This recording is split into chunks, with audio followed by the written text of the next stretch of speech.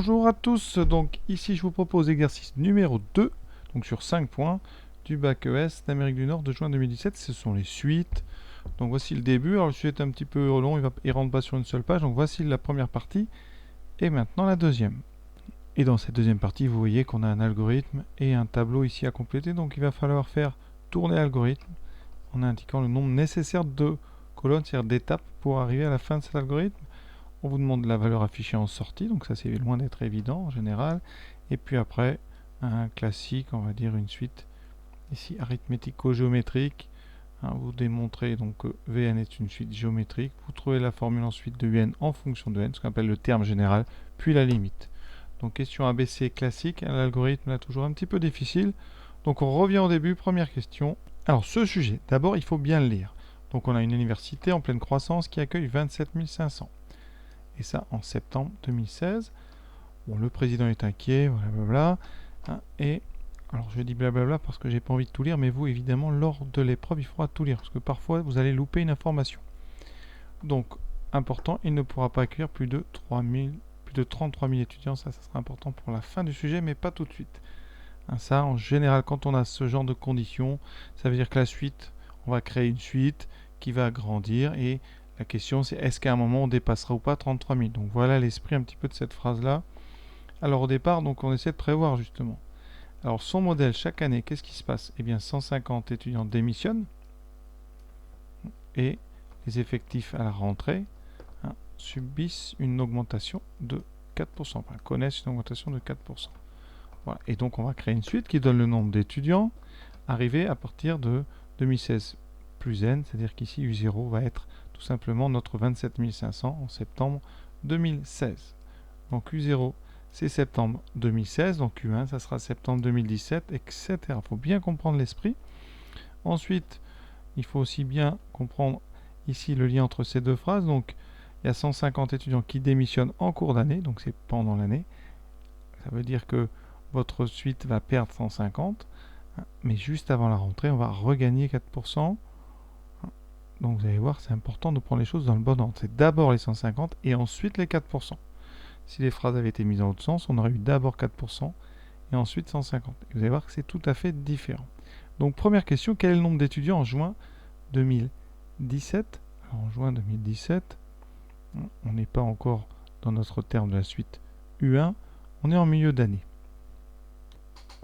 Alors quand je dis milieu d'année, c'est pas milieu d'année, c'est vraiment on est au 9e mois, donc en juin. Pourquoi on vous pose cette question? Parce que c'est vraiment pour insister sur les deux phrases que je vous ai un petit peu essayé de détailler. Il y a un 150 et un 4%. En fait, vous perdez les 150, évidemment, en cours d'année, c'est-à-dire avant le mois de juin. Donc, la question 1A, elle est très simple. Alors, vous pouvez dire, mais c'est trop facile. C'est vraiment pour vous alerter sur le fait qu'on fait d'abord 150 en moins et ensuite les 4%. Donc, en juin 2017, qu'est-ce qui se passe? Eh bien, on a perdu 150 élèves. Donc, les effectifs, on avait, c'est marqué dans le texte, 27 500. Eh bien, c'est donc 27 500 moins 150, donc 27 350. Et maintenant, une question B. Estimer le nombre d'étudiants à la rentrée. Donc, qu'est-ce qui s'est passé? Bien, en juin, on était 27 350. Donc, 27 350 étudiants en juin, fin juin. Et donc, on doit rajouter 4% à la rentrée. On rajoute 4% à la rentrée. Donc, quand on fait plus 4%, très important, ça équivaut à multiplier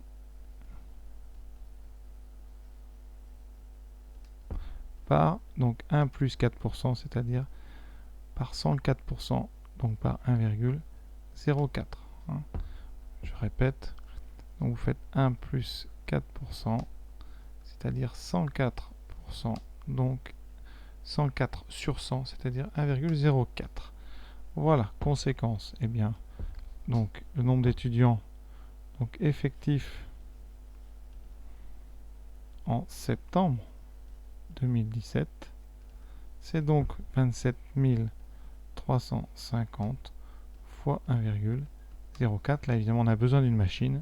Ce qui nous donne, vous voyez, la calculatrice, 28 444 étudiants à la rentrée de septembre 2017. Maintenant, on vous demande de justifier que pour tout entier naturel, eh bien, UN plus 1, c'est 1,04 UN moins 156. Alors, on peut se demander, mais d'où vient ce 156? Et c'est là l'intérêt de la première question. C'est de bien vous faire comprendre comment se passent les choses. Donc, à l'année N, donc on a donc année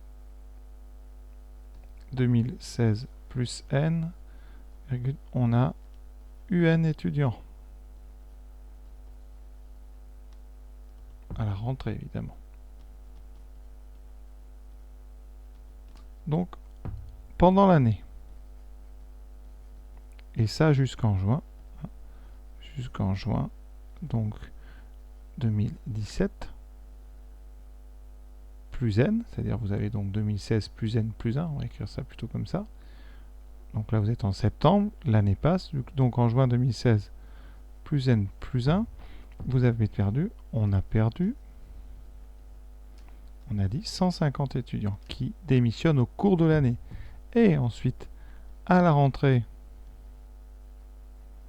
donc, eh bien de septembre 2017 plus N, hein, parce que vous voyez 2016 plus 1, ça fait 2017, hein, on a 4% de plus.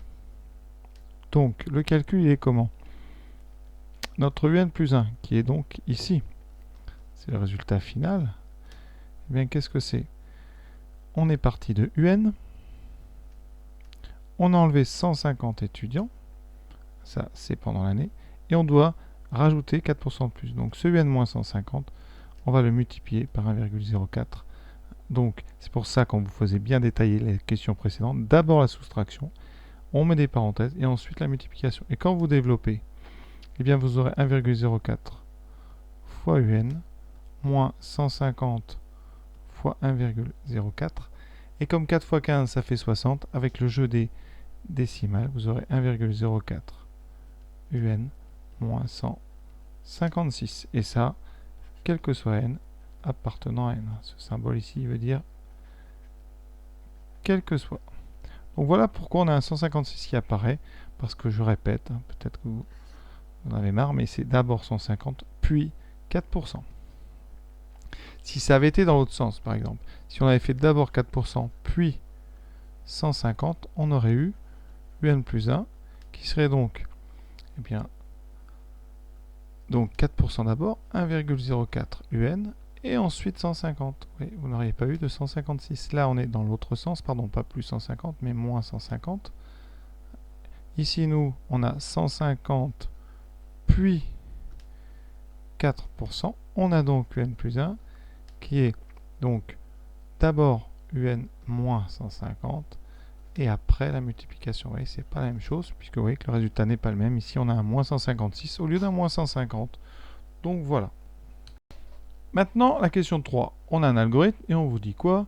Bien recopier et compléter les lignes L5, L6, L7 et L9. Donc je vais les surligner pour ne pas les oublier.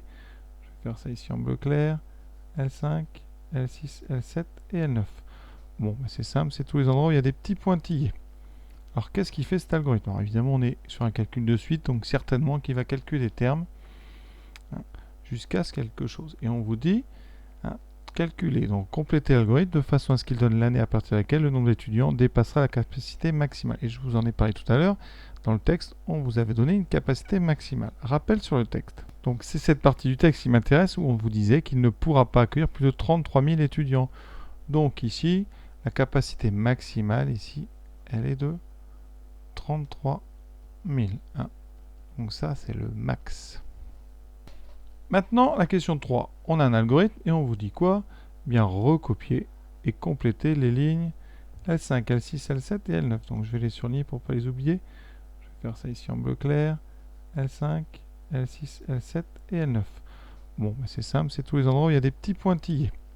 Alors qu'est-ce qu'il fait cet algorithme? Alors évidemment, on est sur un calcul de suite, donc certainement qu'il va calculer des termes hein, jusqu'à ce quelque chose. Et on vous dit hein, calculer, donc compléter l'algorithme de façon à ce qu'il donne l'année à partir de laquelle le nombre d'étudiants dépassera la capacité maximale. Et je vous en ai parlé tout à l'heure, dans le texte, on vous avait donné une capacité maximale. Rappel sur le texte. Donc c'est cette partie du texte qui m'intéresse où on vous disait qu'il ne pourra pas accueillir plus de 33 000 étudiants. Donc ici, la capacité maximale, ici, elle est de 33 000. Hein. Donc ça, c'est le max. Alors, on est prêt à remplir l'algorithme. Donc première ligne et deuxième ligne, déclaration des variables, n et n. Alors u, évidemment, c'est là où on va stocker les valeurs, les termes de la suite, u. N, donc ça va être le rang de la suite. Et au départ, qu'est-ce qu'on fait? Eh bien, on prend n égale 0 et u égale à 27 500. Donc u, c'est égal à u0 et n, ça sera l'indice de ce u. Et on va tourner tant que quoi? Eh bien, tant que u n'a pas dépassé la capacité maximale. Donc tant que u va être plus petit ou égal à 33 000. On va faire quoi? Eh bien, n, à chaque fois qu'on fera une boucle, on va faire un compteur, c'est-à-dire qu'on rajoute 1. Comme ça, on sait qu'on est sur le terme suivant de la suite. Et pour u, eh bien, on va utiliser la question précédente, ici que j'encadre. On sait que pour avoir un plus 1, il faut faire 1,04 un moins 156. Donc ici, eh bien, vous allez prendre u et vous ferez 1,04 fois u, pas un, hein, c'est u, moins 156. Et ça vous calculera le terme suivant, ainsi de suite. Et ici, à la fin, évidemment, on doit afficher bien l'année à partir de laquelle le nombre d'étudiants dépassera la capacité maximale. Donc on affiche eh bien, 216 plus notre n. Et comme ça, il affichera par exemple 2042. Donc voilà ce qu'on attend. Alors vous pouvez aussi, on peut tolérer ici afficher n. Par contre, ça n'affichera pas l'année, ça affichera le rang de l'année. Hein, c'est un petit peu différent. Donc voilà ce qu'on attendait de vous. Donc question suivante, vous allez voir, on va faire tourner cet algorithme. Alors cet algorithme, je vais faire tourner d'abord avec la Casio. On va essayer de même pas utiliser un mode suite, c'est pas la peine. On va utiliser vraiment à plein cette relation de récurrence ici. Donc au départ, on va rentrer donc 27 500. Oui, rentrer 27 500. Voilà, vous validez. Ensuite, vous allez faire 1,04 fois, eh bien, ans, c'est-à-dire la dernière réponse, moins 156. Voilà, et là, vous allez valider. Et ici, il affiche quoi? Eh bien, votre deuxième terme. Donc, on est à l'étape, ici, étape numéro 1, valeur de n. Donc, n va être augmenté de 1 et on calcule un terme. Ça sera 28 444. On continue. Donc là, on est à l'étape 2. Voilà, on tire un trait et on va calculer. Si vous avez fait 1,04 fois 11 comme moi, vous rappuyez et ça refait exactement le même calcul en réutilisant votre dernière réponse. Donc ça fait une sorte d'algorithme. Conséquence, on est donc étape 2, n devient 2 et on est à 29 000. Alors on arrondit à u à l'unité, donc ici on va arrondir à 29 426 et on continue. Pourquoi? Eh bien parce qu'on n'a toujours pas dépassé 33 000. Donc étape 3, eh bien oui, je rappuie juste sur exécuter. Et là j'ai donc eh bien n qui devient 3 et j'ai 30 447. Étape 4, et après je ferai ça évidemment avec la Texas. On valide encore une fois. 31 000. On n'a toujours pas dépassé, donc on est à 4. 31 509. Hein, j'arrondis au plus près. Maintenant, étape. On n'est toujours pas au-delà de 33 000. Étape 5. On revalide. On obtient 32 000. Donc I devient 5. U vaut 32 613. Voilà, maintenant je décale un peu. Il y a mon autre calculatrice dessous, je sais pas. Voilà, on revalide. Voilà, 33 000, on est passé. C'est bon, on est sauvé. On va pouvoir s'arrêter. Donc on va quand même aller jusqu'au bout proprement. Étape numéro 6. Donc I, N devient 6. U vaut 33 761. Donc qu'est-ce qui se passe? Eh bien quand on arrive à l'étape 7, stop. Ici, la boucle dit tant que non, ça ne va plus, on a dépassé 33 761 et donc il affichera n plus 2016, hein, comme j'ai dit tout à l'heure, donc 2016 plus 6, 2022. Donc c'est en 2022 qu'on va dépasser la capacité maximale. Et pour être très précis, j'ai fait une petite erreur ici, j'ai mis 61, mais vous voyez, l'arrondi, ça serait plutôt 62. Vous allez dire je chipote, mais on va être précis jusqu'au bout. Donc voilà, pour la Texas. Donc même chose, j'enlève la Casio ici. Donc on va faire exactement la même chose, vous allez voir, ça marche très bien. Donc j'entre 27 500, tranquille. Ensuite, je fais 1,04 fois la dernière réponse, là c'est REP en français, moins 156. Je valide une première fois, 28 444. Et vous voyez que je revalide à chaque fois. Vous n'avez juste qu'à recopier et à compter. Et vous voyez qu'on va arriver à 33 762, bon, 762, voilà. Donc, méthode inutile d'utiliser le mode des suites pour ce genre d'exercice, ça ne sert à rien. Voilà, on passe à la suite. Alors, il y avait la question B, j'ai déjà répondu, c'était qu'est-ce qu'on affiche? Eh bien, ça affiche donc, eh bien, avec mon algorithme à moi, ça affiche 2022. Si vous avez mis seulement n, ça affichera, on a dit, 6.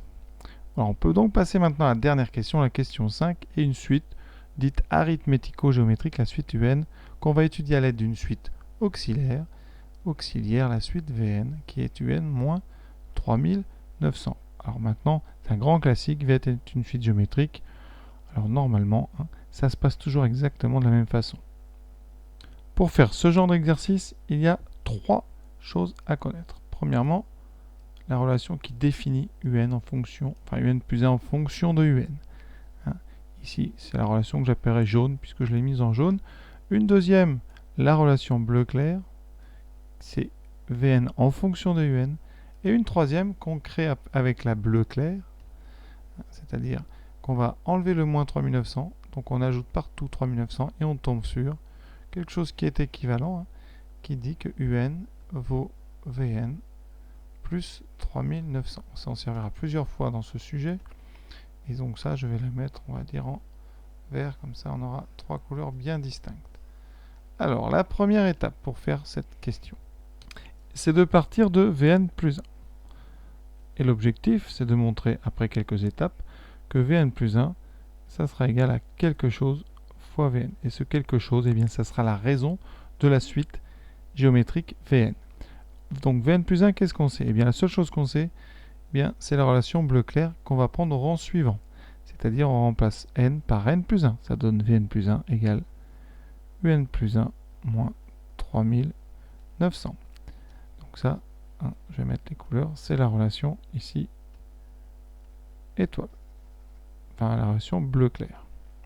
Ensuite, on va utiliser la relation, ici vous avez Un plus 1, donc relation jaune. Là, ça s'impose. Donc, couleur. On utilise donc la relation jaune. Ça nous dit ici que c'est égal à 1,04 UN moins 156 moins 3900. Alors on peut regrouper ensemble, ça fait 1,4 UN. Alors on fait l'addition, ça fera moins 4056. Voilà. Étape suivante. À partir de là, maintenant on va utiliser la relation verte. Donc on utilise toujours les 3 mêmes relations dans le même ordre. Donc c'est pour ça que c'est un exercice classique. Donc ici, qu'est-ce que je fais? Eh bien, je vais remplacer UN par, donc on a 1,04, et à la place de UN, je vais mettre VN plus 3900. Voilà, moins 4056. Maintenant, vous développez, et vous allez voir quelque chose de formidable apparaître.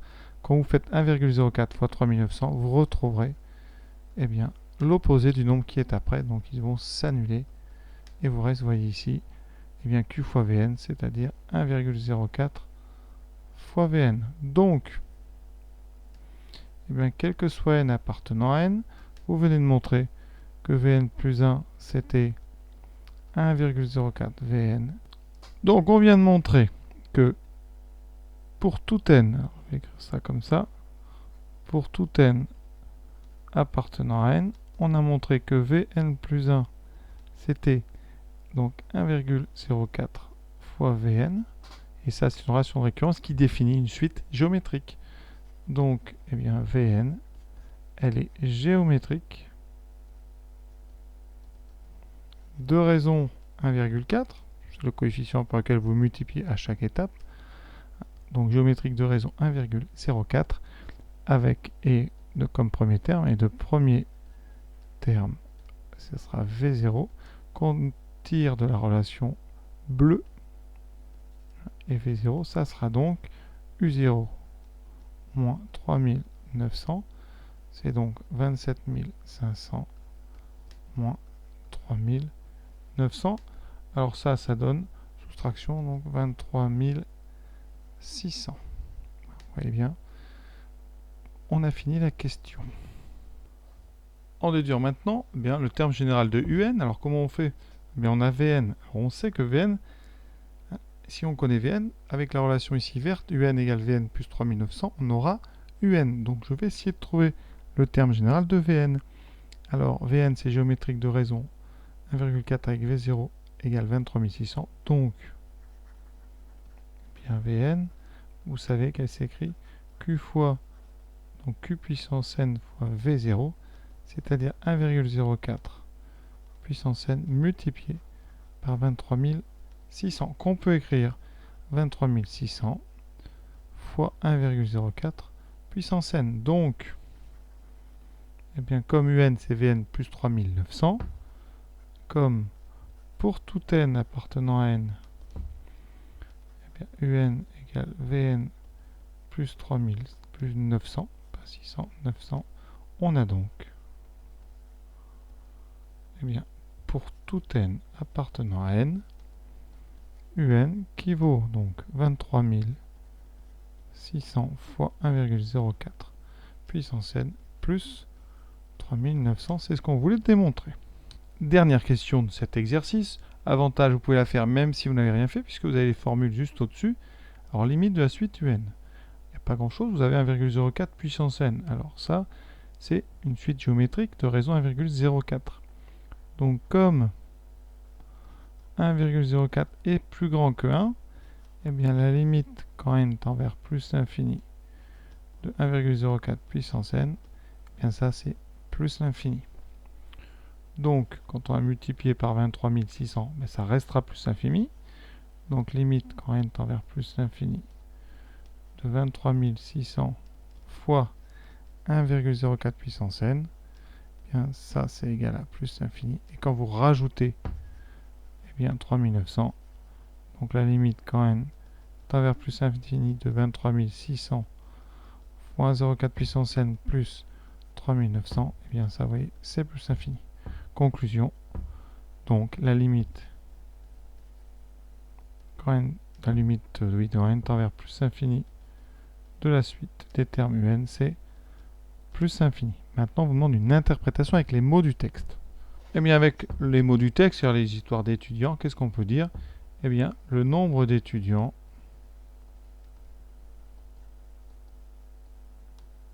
déjà, eh bien, ne se plafonnera jamais, hein, c'est-à-dire ne se limitera jamais à un nombre fixe, limitera jamais. Voilà. Hein, il continuera à augmenter.